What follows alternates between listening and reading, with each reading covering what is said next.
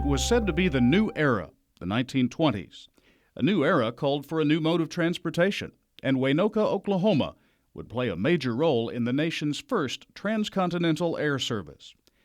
Waynoka had been a railroad town since before statehood, and on July 7, 1929, it became the state's first airline town.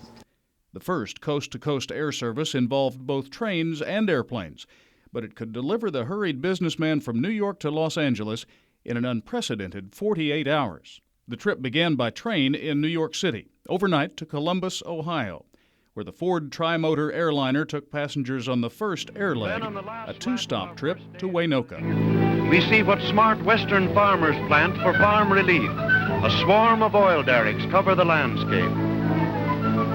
We are in Oklahoma now. We have traveled almost 1,000 miles by air.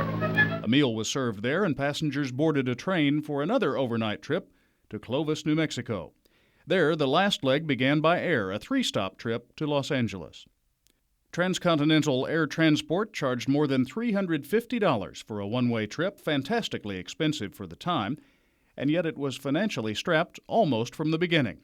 The stock market crash and a fatal airliner accident in September of 1929 nearly put TAT out of business. But ultimately, that would take 71 more years. Through corporate twists and turns, TAT became TWA, and it was finally sold in 2001 to American Airlines. I'm Charles Newcomb with Centennial Stories.